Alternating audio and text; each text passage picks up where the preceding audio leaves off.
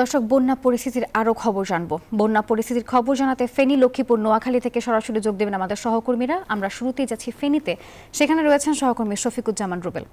রুবেল, বন্যা পরিস্থিতির তো বেশ উন্নতি হচ্ছে, এখন এই মুহূর্তে আপনি ক্ষয়ক্ষতি কেমন দেখছেন এবং সেই সাথে বানভাসীরা সবাই ঘরে ফিরছেন কিনা?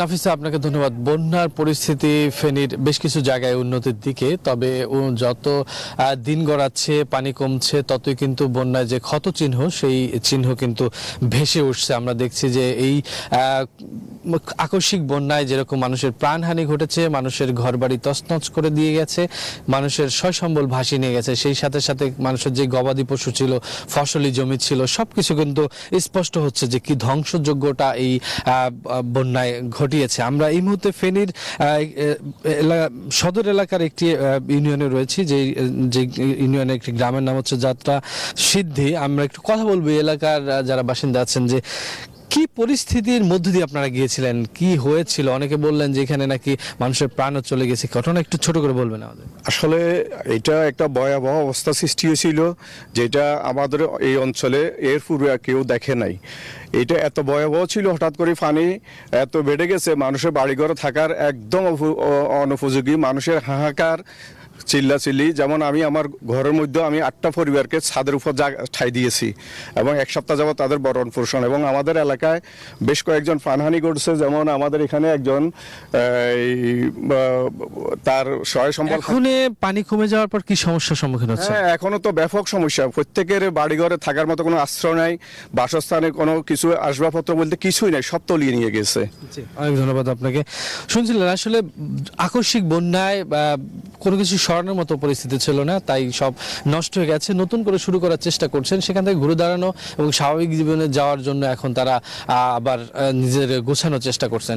সাহায্য সহযোগিতার পাশাপাশি আসলে এই যে আমি একটু বলতে চাই যে এখানে যে এখন জমে থাকা পানি, সেটা বাঁধের সংকটের কারণে হচ্ছে, সেই দিকেও দৃষ্টি দেওয়ার জন্য তারা বলছেন। তো সব মিলে ফেনী থেকে এই ছিল এই মুহূর্তে। আমাদের আরেক সহকর্মী রয়েছে লক্ষ্মীপুরে, হাসান ওয়ালি, তিনি জানাবেন সেখানে বন্যা পরিস্থিতি।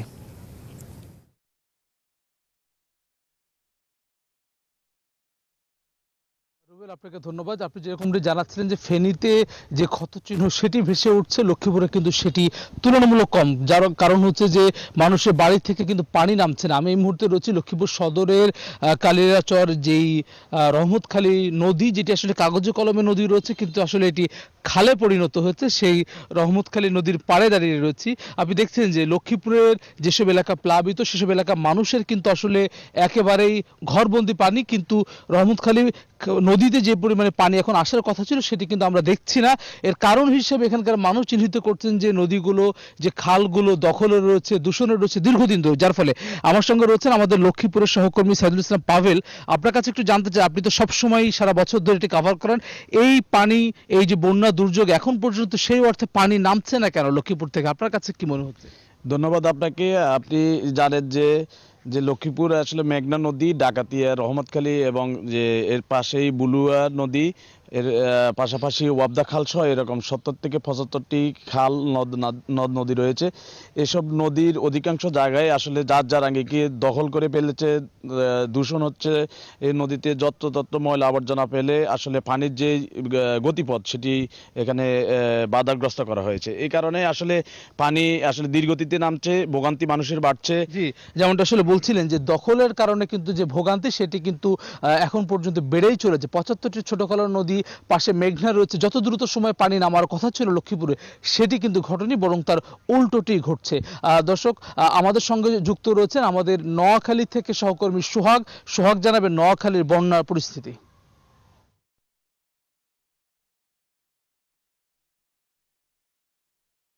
ধন্যবাদ হাসান ওয়ালি। আমি আপনাকে জানিয়ে রাখি যে আপনি যেমনটা লক্ষ্মীপুর থেকে জানিয়েছেন, আমি আছি এখন নোয়াখালী সদরের নোয়াখালী জেলা হাসপাতাল সড়কে। এই হাসপাতাল সড়কটিতে প্রতিদিন হাজার হাজার মানুষ এখানে চলাচল করে এবং হাজার হাজার অ্যাম্বুলেন্স, সিএনজি, রিক্সা সহ ব্যাপক গাড়ি চলাচল করে।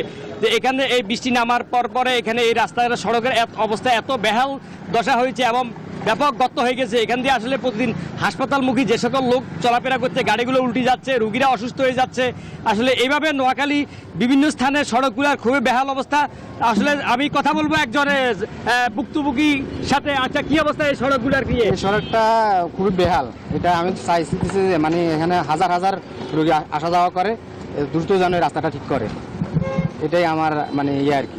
আপনি শুনছেন একজন চলাচলকারী লোকের, তিনি জানিয়েছে এই রাস্তাটার অবস্থা অত্যন্ত বেহাল। এছাড়া অন্যান্য জায়গাতেও কিন্তু এই সড়কগুলোর অবস্থা এছাড়া অনেক জায়গাতে এখনো পানি নামে নাই, অনেক গ্রামগঞ্জে এখনো পানি আছে, কিন্তু এখনো মানুষের ভিতরে এক ধরনের ভোগান্তি রয়েছে। এবং অন্যদিকে আপনাকে আরেকটা কথা বলে রাখি যে এই পানি নামার সাথে সাথে ডায়রিয়া আক্রান্ত দেখা দিয়েছে। নোয়াখালী সদর হাসপাতালে ব্যাপক রোগী, সেখানে শিশুসহ বাচ্চা সেখানে ভর্তি আছে। তো আসলে সব মিলিয়ে নোয়াখালীতে পানি নামলেও কিন্তু দুর্ভোগ বাড়ছে। এই ছিল আমার কাছে নোয়াখালী থেকে বন্যার সর্বশেষ।